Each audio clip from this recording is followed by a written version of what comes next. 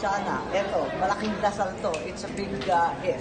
But certainly, we would like to overhaul the prison system from top to bottom.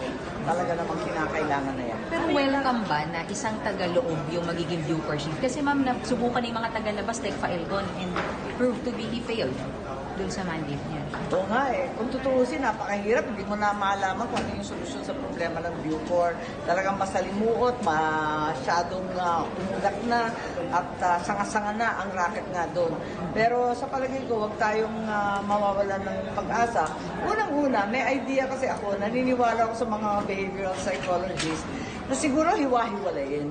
So first step na yon, yung maximum security, ilagay sa ibang lugar.